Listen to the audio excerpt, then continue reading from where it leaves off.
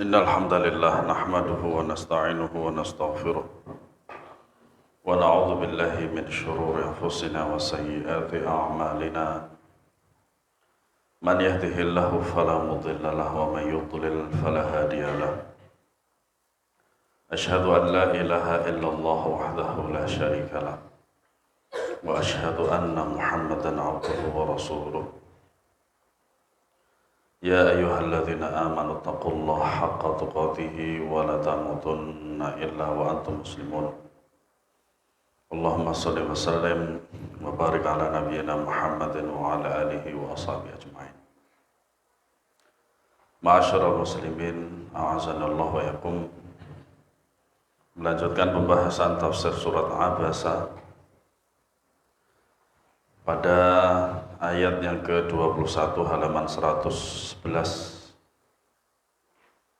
Allah Subhanahu wa taala berfirman, "Tsumma amatahu fa'aqbarah." Kemudian Allah mematikannya dan memasukkannya ke dalam kubur. Seperti itulah yang terjadi setelah manusia keluar dari perut ibunya, ia tidak langsung mati. Tetapi hidup terlebih dahulu, entah itu hidup di dalam kandungannya atau setelah dari kandungan ibunya. Intinya ada kehidupan. Entah 30 tahun, 50 tahun atau 100 tahun, atau mungkin kurang dari itu. Kurang dari itu. Dan seterusnya. Makanya Rasulullah SAW bersabda, ya,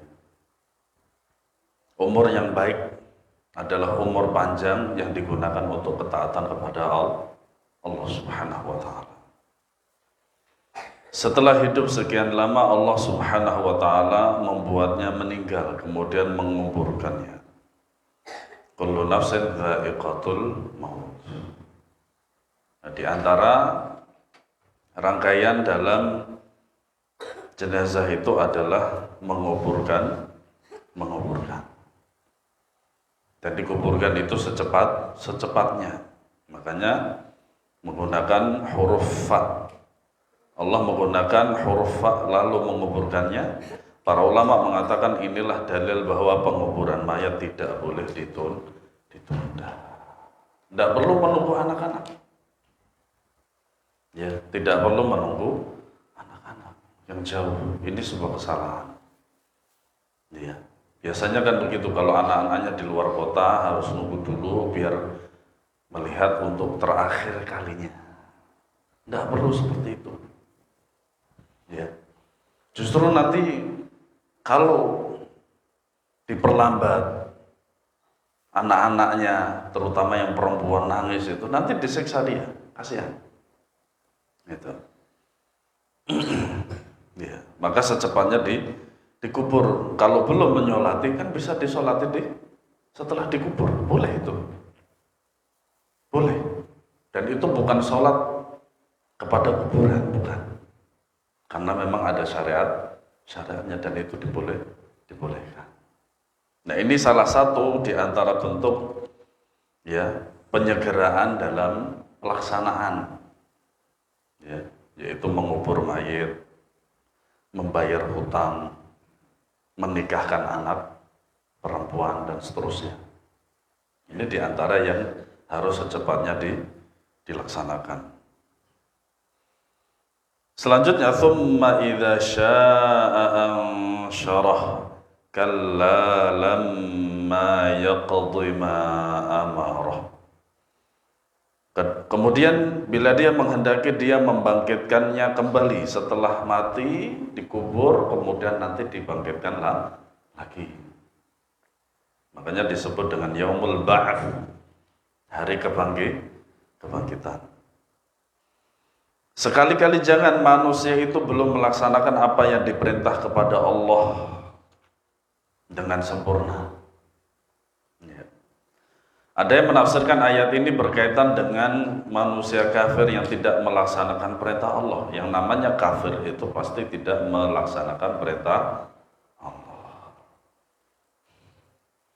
Maka tentu saja melaksanakan perintah Allah terutama adalah iman kepada Allah Subhanahu wa taala. Ada pula yang menganggap ayat ini berhubungan dengan mukmin juga, yaitu seorang mukmin yang tidak melaksanakan perintah Allah dengan sempurna. Tentu saja hal ini asasnya apa? Kejahilan. Tidak mempelajari ilmu-ilmu Allah, tidak mempelajari qala Allah qala Rasul sallallahu alaihi wasallam. Sehingga apa? Dia tidak tahu mana yang harus dilaksanakan dan mana yang harus dijauhi. Ya. Makanya seorang mukmin itu kadang juga imannya sempurna, kadang juga tidak sempurna. Bisa bertambah, bisa berkurang, atau bahkan hilang sama sekali juga bisa. Ya. Juga bisa. Oleh sebab itu ayat ini dapat diartikan bagaimanapun seorang manusia berusaha, ia tidak akan dapat melaksanakan seluruh perintah Allah. Bukan berarti ketika pernyataan ini sampai kepada kita terus kemudian kita layah-layah saja, enggak. Justru prosesnya itulah yang dilihat oleh Allah Subhanahu wa taala. Makanya sering kita mendengar sebuah penjelasan ketika kita ditakdirkan oleh Allah Subhanahu wa taala menjadi ahli neraka, waliyadzubillah. Nasallallahu salamatal afiyah. Apa iya kita diam-diam saja? Enggak melakukan apa-apa? Enggak. Harus berusaha supaya Allah membalikkan takdir demikian itu menjadi ahli surga, kan begitu. Mempelajari ilmu Allah, mempelajari qala Allah qala Rasul dan seterusnya.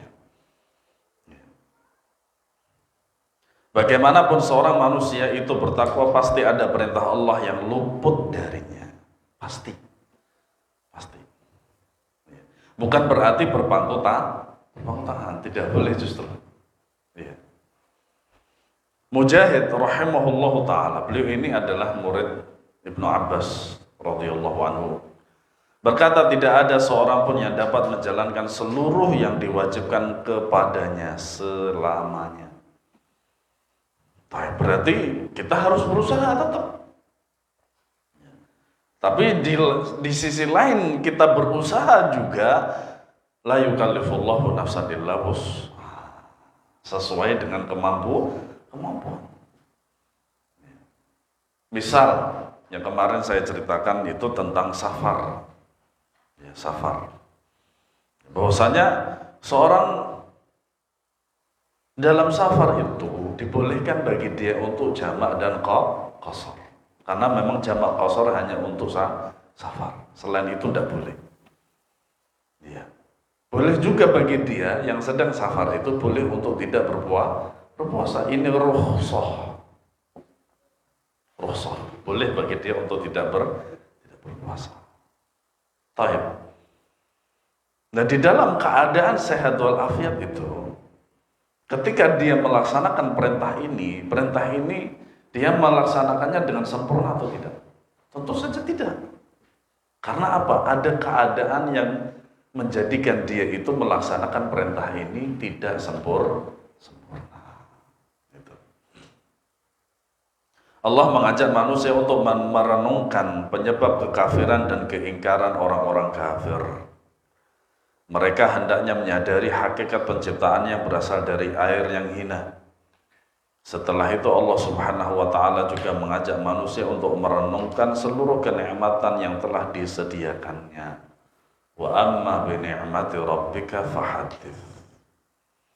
Kemudian Allah berfirman, "Falyanzuril insanu ila ta'amih." Maka hendaklah manusia itu memperhatikan makanannya, halalan thayyiban. Ini kaidah makanan dalam Islam di sini. Halal yang satu hukumnya, entah itu hukumnya dari segi hukumnya, dari segi zatnya, dari segi cara mendapatkannya.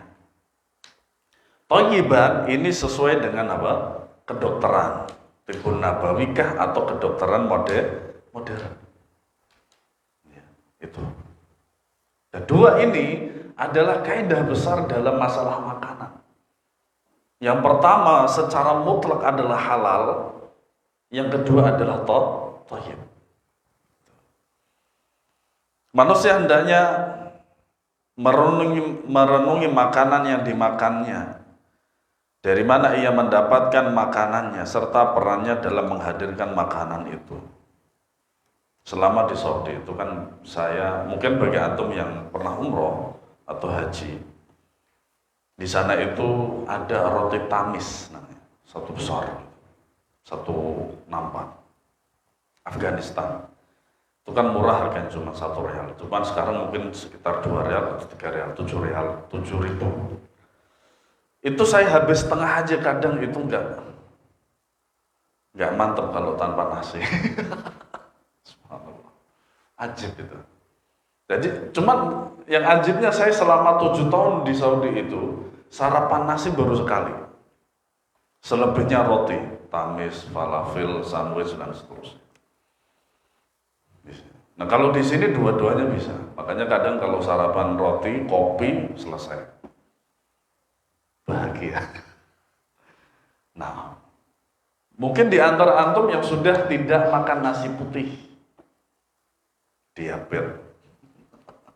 Diabetes. Bapak saya wafatnya juga diabetes.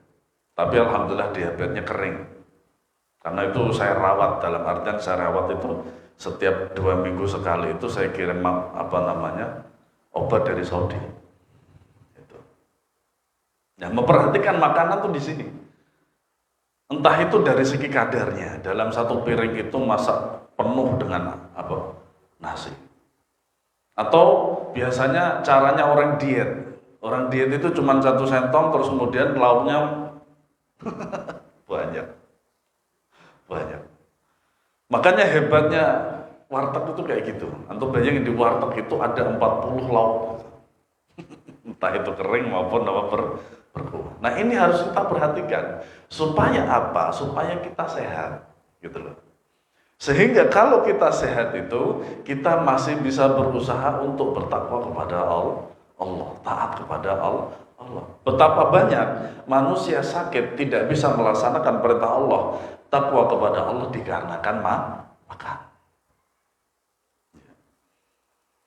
Manusia tentu saja, manusia hendaknya merenungi makanan yang dimakannya, dari mana ia mendapatkan makanannya, serta perannya dalam menghadirkan makanan itu. Hari ini saya ditanya tentang, jadi di grup saya itu kan ada nganjuk mengaji 1 dan 2. Setiap hari Sabtu biasanya saya buka waktu bersoal jawab. Saya belum buka sahabat sunnah. Awalnya kan karena ada Ustaz Ujang gitu kan, saya nggak berani gitu kan. Gitu. Nah kemudian ada yang bertanya tentang kucing yang nyolong. Menurut antum, kata nyolong ini sudah tepat nggak buat dia? Kancil mencuri timun. Mencuri ini sudah tepat nggak untuk hewan? Enggak. Syariat Islam itu untuk siapa? Untuk manusia. Sehingga hewan itu tidak ada kata mencuri, nyolong, dan lain sebagainya, nggak ada. Maka jikalau seorang itu punya hewan peliharaan, entah itu apapun bentuknya, maka yang bertanggung jawab adalah yang punya. Tuh. Kalau dia punya kucing, pelihara, kasih makan, minum, dan seterusnya. Ataupun itu berupa ayam. Ya, ayam itu harus dipelihara, jangan dibiarin aja. Jangan dipelihara. Dan itu saya udah ada pengalaman. Waktu antum ziarah ke rumah itu di depan itu Masya Allah itu teras sama halaman itu hampir setiap hari pasti ada telur pecah, istilah mertua saya. Telur pecah, baunya minta ampun. Akhirnya saya marah. Ini nanti kalau nggak dikandangin tak sembelih.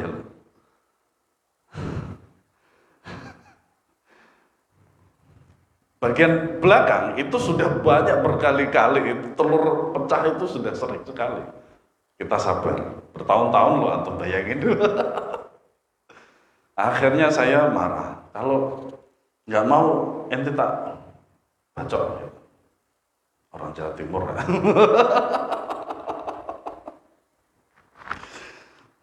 Tapi setelah bilang kayak gitu saya istighfar. Jangan sampai pernah. Nah, contohnya dari mana apel, dari mana buah apel berasal? Dari mana biji apel berasal? Tentu saja dari Allah Subhanahu wa taala. Lalu ditanam di mana apel tersebut? Tentu saja di tanah Allah Subhanahu wa taala. Siapa yang mengairi apel-apel tersebut? Allah Subhanahu wa taala. Dengan demikian semuanya datang dari Allah Subhanahu wa taala. Anggur ada yang berwarna hijau atau kekuning-kuningan. Kemudian ada yang berwarna merah walaupun sebenarnya ungu. Ada juga yang agak warnanya ungu tapi kemerah-merahan. Allah menumbuhkan 3 macam ini dengan satu modal, yaitu air. Masya Allah. Masya Allah. Ya. Allah Subhanahu wa taala berfirman, "Anna sababna al-ma'a sabba, thumma shaqaqna al-arda shaqqa, fa anbatna fiha habba wa 'inaban wa qadba." Sesungguhnya kami benar-benar telah mencurahkan air dari langit. Makanya dalam mazhab Syafi'i yang namanya air hujan itu suci, mensucikan. Tapi dengan syarat kalau antum junub itu bukan dari talangnya, bukan. Tapi dari airnya langsung, kontak langsung dengan airnya. Nah, makanya tadi di Cililitan itu, kamu Makassar hujan. Ketika di rumah sakit haji itu sebelumnya itu nggak hujan, gitu. Makanya tadi anak hampir mau bilang sama antum kalau 5:30 ini tetap hujan di sini, anak nggak berangkat. Gitu. Alhamdulillah. Bukan dari talang loh ya, karena talang itu nanti akan bercampur dengan senyawa yang lain. Tapi kalau langsung dari langit, kemudian sentuhan langsung dengan kita, itu boleh. Ya. Dan sesungguhnya kami benar-benar telah mencurahkan air dari langit. Kemudian kami belah bumi dengan sebaik-baiknya. Lalu kami tumbuhkan biji-bijian di bumi, itu anggur dan sayur-sayuran. Kata sayur-sayuran sebenarnya baku nggak? Atau sayur mayur? Mana yang baku dalam bahasa Indonesia di buku ini? Atau ini? Ini sudah melewati edit ya. Nah, seperti yang telah dijelaskan pada tafsir sebelumnya, Allah Subhanahu wa taala menyebut biji-bijian karena berkaitan dengan makanan pokok seperti jagung, beras, atau gandum. Semuanya adalah makanan pokok yang selalu dikonsumsi manusia. Sementara itu seorang masih hidup, ya, masih dapat hidup tanpa makan makanan, tanpa memakan buah-buahan dan sayur-sayuran. Yang penting minum. Yang penting minum. Antum dalam sehari gak makan kurus, tapi gak mati. Tapi dalam sehari antum gak minum, makanya ada istilah dehidrasi. Padahal itu masih dibarengin dengan minum, dehidrasi itu. Gitu. Makanya apa? Air lebih penting daripada makanan. Ya.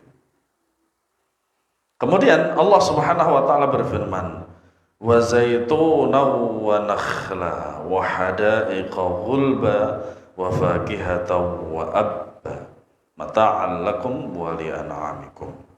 Zaitun dan kurma, nakhl. Makanya di kota yang saya tempati dulu di Buredah namanya adalah An-Nakhil Plaza, kurma plaza.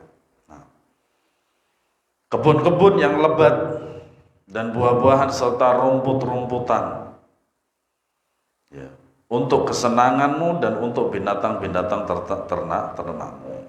Makanya di Saudi itu yang namanya rumput itu beli, rumput itu beli,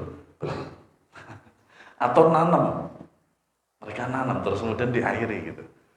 Itu kalau biasanya qadarullah sayangnya kalau di Mekah itu atau city tour itu dari Mekah ke Madinah atau sebaliknya itu tidak ada yang kayak gitu.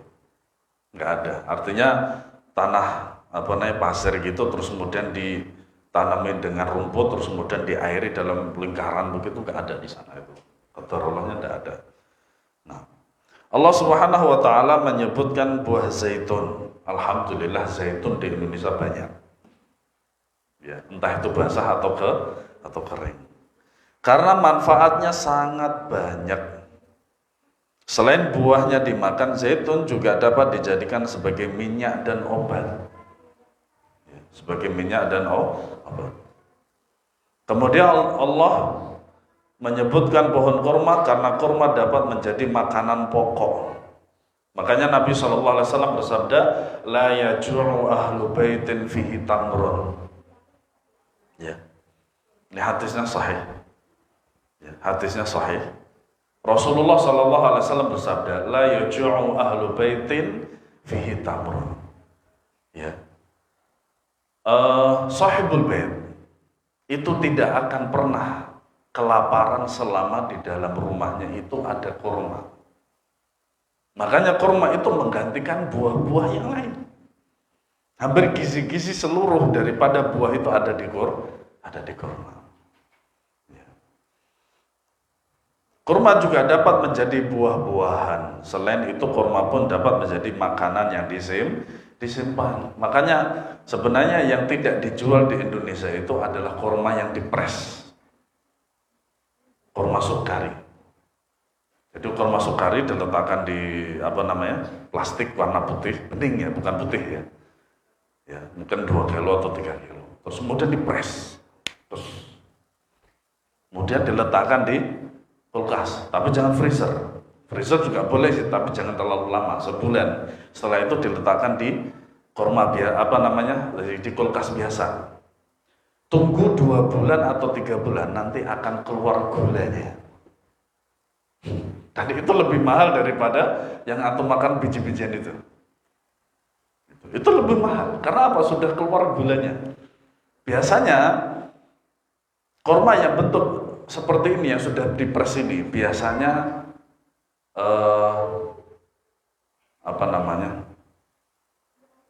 sahabatnya itu gahwa. Antum pernah minum gahwa Saudi nggak? Gahwa Arab, warnanya kecoklatan, kayak gamis antum kayak gini. Warnanya kecoklatan, pahit. Karena dia hanya sekedar dimasak setengah matang, kemudian dihancurkan, terus kemudian cara memasaknya adalah ya dimasak. Kalau kita kan diseduh, gitu. Kalau itu dimasak, itu pahit. Supaya enak rasanya dikasih kapulaga. Nah kemudian minumnya itu kurma itu duluan, kemudian barulah kopi. Mantap sekali. Ya, mantap sekali. Nah, lalu Allah Subhanahu wa taala berfirman, ini tentang fenomena hari kiamat. Ya. Fa idza ja'atis shakhah, dan apabila datang suara yang memakakkan tiupan sangkakala yang kedua. Subhanallah. Ini ayat yang bikin merinding kita ini. Tapi alhamdulillah ya, bahwasanya yang namanya kiamat itu nanti orang-orang yang beriman kepada Allah Subhanahu wa taala tidak akan mendapatkan ini. Kenapa demikian? Karena yang namanya fenomena kiamat itu hanyalah untuk orang-orang kafir. Alhamdulillah. Allah Subhanahu wa taala menutup surat Abasa dengan penjelasan dahsyatnya hari kiamat. As-sakhah artinya suara yang sangat keras dan memekikkan telinga sehingga tatkala suara itu ditiupkan semua orang akan meninggal. Allah Subhanahu wa taala berfirman dalam surat Az-Zumar ayat 68, "Wa nufikha fis-suri fa sa'iqa man fis samawati wa man fil ard illa man sya'allah." Dan sangkakala itu pun ditiup, maka matilah semua makhluk yang di langit dan di bumi kecuali mereka yang dikehendaki Allah Subhanahu wa taala. Makanya kan hadis yang sampai kepada kita bahwasanya ya tidak akan terjadi yaumul qiyamah kecuali di dalamnya tidak disebut nama Allah. Berarti orang-orang kafir semuanya itu yang tidak menyebut nama Allah. Orang-orang beriman sudah mati duluan karena asap. Dimanapun dia berada, nanti dia matinya dengan asap itu. Orang-orang yang beriman kepada Allah, matinya enak. Ya, beda dengan orang-orang kafir. Nas'alullah as-salamata wal afiyah. Suara yang sangat keras itu dapat menyebabkan seseorang tuli, bahkan meninggal dunia. Oleh sebab itu, kaum Nabi Saleh alaihissalam disiksa oleh Allah Subhanahu wa ta'ala dengan suara yang menggelegar seperti guntur sehingga mereka semua mati. Suara tersebut tentu tidak pernah kita dengar pada saat ini karena tidak ada yang meninggal akibat suara guntur. Namun ketika volume suara guntur dibesarkan oleh Allah, semua makhluk dapat mati seperti kaum Nabi Saleh, yaitu kaum Thamud. Ya, tapi itu nanti. Ya. Nah, alhamdulillah ini di antara bentuk rahmat Allah kepada umat Muhammad SAW itu tidak mendapatkan ini. Kemudian Allah Subhanahu wa taala berfirman, "Yauma yafirrul mar'u min akhihi." Dalam ayat ini Allah menggambarkan pada hari ketika manusia lari dari saudaranya, udah nggak kenal. Ya. Pada hari kiamat nanti saudara satu dengan yang lain itu tidak kenal. Karena apa? Menyelamatkan diri masing-masing. Jangankan yaumul kiamat, sekarang aja juga sama. Ente nggak punya duit nggak kenal. Kalau ente punya duit kan kenal. Subhanallah. Dalam ayat ini Allah Subhanahu wa taala menggambarkan kedahsyatan hari kiamat yang bahkan menyebabkan seseorang berlari dari orang yang paling dicintainya. Allah Subhanahu wa taala mengatakan wa ummihi wa abihi wa sahibatihi wa bani. Dari ibu dan bapaknya, dari istri dan anak-anaknya. Ibu, ayah, bahkan istri dan anaknya pun ditinggalkan seorang pada hari tersebut. Hal ini karena setiap orang sibuk dengan urusannya sendiri. Terlebih lagi dulu ketika gempa di Palu atau di mana itu. Seperti itu, keadaannya seperti itu. Ya. Tapi hari kiamat lebih lagi. Ya. Allah berfirman, "Likulli imri'in minhum yawma idzin sya'nun yughni." Setiap orang dari mereka pada hari itu mempunyai urusan yang cukup menyibukkan untuk menyelamatkan diri sendiri. Sekiranya kalau ayat ini diberikan kepada orang-orang kafir, mereka akan beriman kepada Allah. Atau bahkan malah tambah semakin sombong kepada Allah. Waliyadzubillah. Seperti yang telah dijelaskan sebelumnya, setiap orang akan mengingat seluruh kemaksiatan yang pernah dilakukannya di dunia. Mereka mengetahui bahwa dirinya akan disidang oleh Allah Azza wa Jalla. Maka ketakutan pun muncul tatkala hari itu tiba. Oleh karena itu Rasulullah SAW menggambarkan kebangkitan manusia pada hari kiamat. Beliau bersabda, "Innakum mahsyuruna hufatan uratan ghurlan. Thumma qara'a kama bada'na awal khalqin nu'iduh wa'adan alaina inna kunna fa'ilin." Sungguh kalian akan dibangkitkan dalam keadaan tidak memakai alas kaki, telanjang dan belum khitan. Ini kejadian yang akan datang. Dan ini Rasulullah SAW tidak omong kosong. Karena apa? Perkataan beliau, sabda beliau adalah wahyu. Kemudian beliau membaca firman Allah, "Sebagaimana kami telah memulai penciptaan pertama, begitulah kami akan mengulanginya. Itulah janji yang kami pasti tepati. Sesungguhnya kamilah yang akan melaksanakannya." Ketika seseorang lahir dari perut ibunya, ia dalam keadaan telanjang, tanpa alas kaki, belum disunat dan tidak membawa apa-apa. Demikian pula ketika manusia dibangkitkan kelak, meskipun mereka dewasa, mereka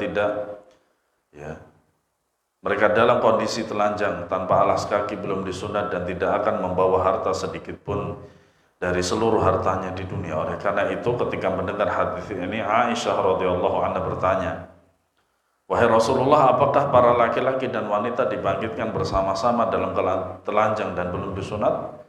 Bukankah sebagian mereka akan melihat aurat yang lain?" Ya, ini ternyata ditanyakan langsung oleh Aisyah Ummul Mukminin.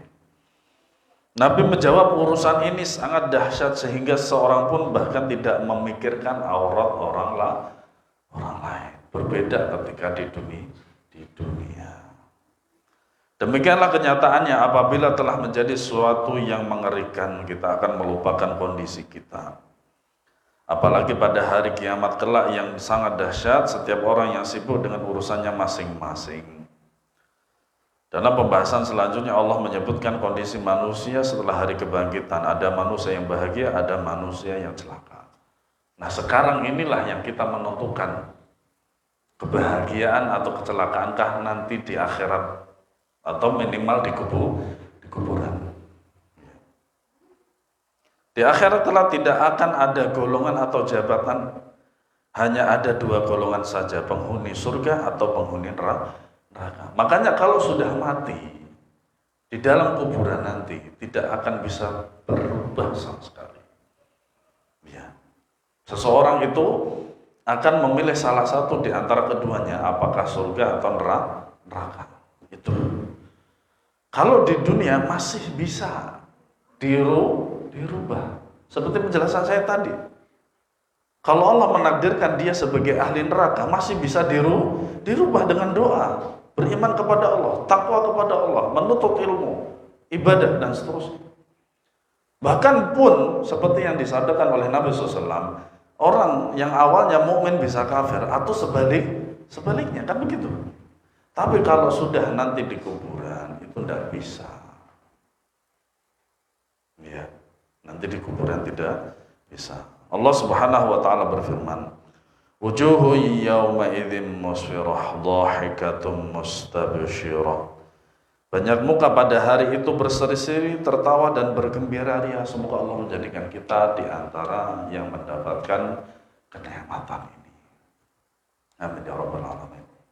Mereka adalah penghuni surga, mereka lah orang-orang yang beriman, mereka akan meraih janji-janji yang dibaca dalam Al-Quran dan hadis Nabi sallallahu alaihi wasallam tentang surga dan kenikmatannya. Wujuhu yawma idzin 'alaiha ghabarah. Dan banyak pula muka pada hari itu tertutup debu. Nas'alullah salamata wal afiyah. Kita berlindung kepada Allah dari yang semacam ini.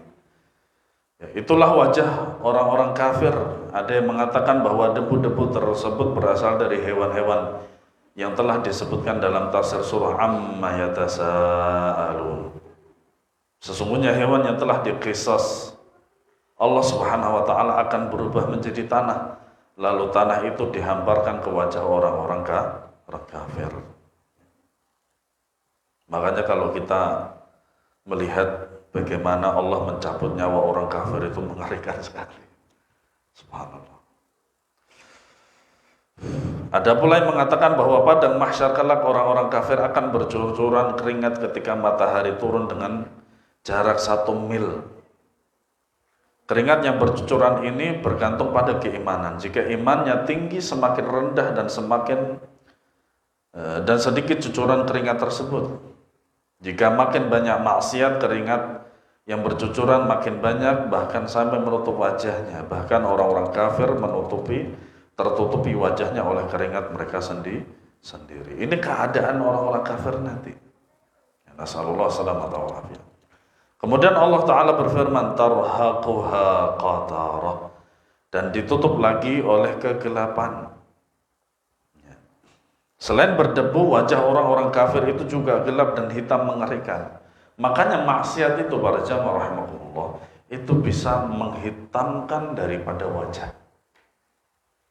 Kalau ilmu iman kepada Allah Subhanahu wa taala bisa membuat wajah seorang menjadi bersinar, maka kemaksiatan, syirik, bid'ah itu juga menggelapkan wajah. Itu pasti. Ya. Semua itu menunjukkan penghinaan Allah kepada mereka.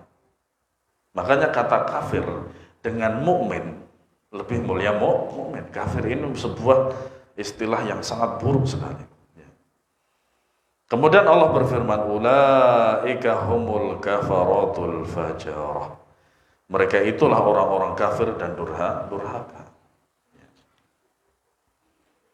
Allah Subhanahu wa taala menggabungkan kata kufur dengan fujur. Ya. Ini ada dua kata. Yang pertama kufur, yang kedua fujur. Al-kafarah adalah orang-orang kafir yang melakukan kekufurannya dalam hal keyakinan. Makanya seseorang itu dikatakan kafir dan tidaknya itu berkenaan dengan akidah. Berkenaan dengan iman. Ya. Mereka mempunyai keyakinan yang salah tentang Allah. Pertama, tidak beriman kepada hari kiamat. Mereka lah orang-orang kafir tersebut. Alhamdulillah kita termasuk orang-orang yang beriman kepada hari akhir. Berbuat kemusyrikan kepada Allah. Nasallallahu salamata wal afiyah. Ya, banyak sekali ustaz-ustaz kita yang menjelaskan tentang syirik. Ya. Makanya para ulama ahlu sunnah wal jamaah akan selalu mengulang-ulang daripada pembahasannya kajian mereka itu adalah tentang akidah. Kenapa demikian? Karena itu adalah dakwah yang utama. Semakin dia sering membahas tentang akidah dan manusia lebih mengenal Allah daripada mengenal dia, berarti dakwahnya sukses. Walaupun satu komplek misalkan ini, ya, misalkan satu komplek ini tidak semuanya begitu. Tetapi yang minimal yang datang itu mengenal Allah dengan baik dengan lantaran dia, itu dakwahnya sukses. Nggak perlu banyak orang. Ya. Walaupun masing-masing pada tempat itu akan berbeda. Ya. Makanya Ibnu Abbas radhiyallahu anhu mengatakan, al-jama'atu ma wafaqal haqq wa in kunta wahdak. Ahlu sunnah wal jamaah kebenaran itu, ya, yaitu mawafaqal haq, apa-apa yang mencocoki kebenaran dari Al-Quran dan Sunnah. Wa in kunta wahdaka, walaupun engkau sendiri, ya, walaupun engkau sendiri.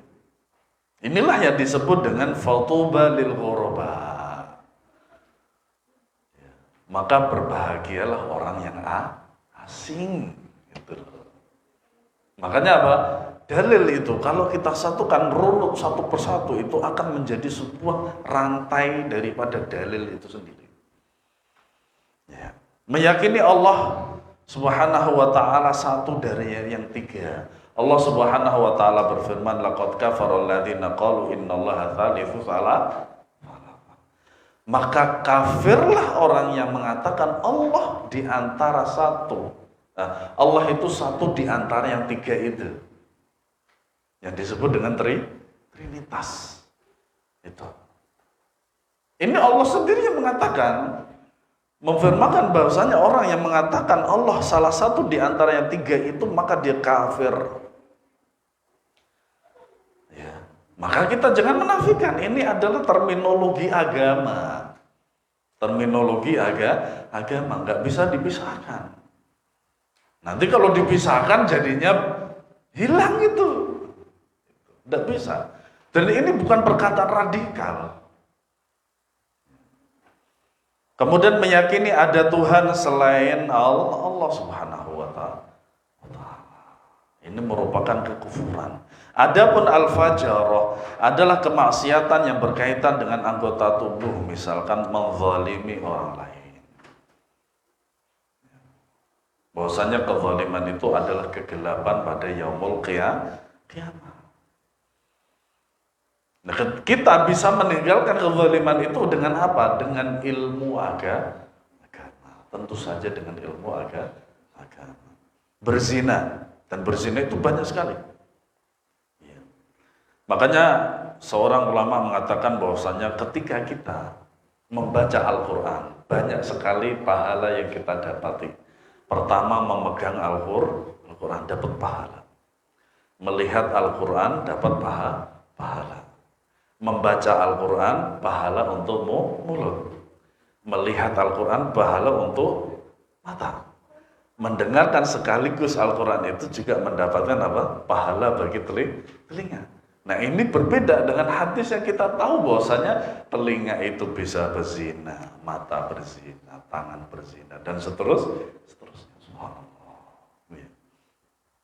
Menipu orang lain dan lain sebagainya. Semuanya berkaitan dengan kefajiran yang semuanya ada pada diri orang-orang kafir tersebut. Makanya orang-orang kafir ini semuanya sudah masuk di situ. Subhanallah. Alhamdulillahirabbil alamin. Allah Subhanahu wa taala menjadikan kita orang-orang yang beriman kepada Allah Subhanahu wa taala. Wallahu a'lam bishawab. Sebelum kita akhiri mungkin ada pertanyaan. Assalamualaikum warahmatullahi wabarakatuh.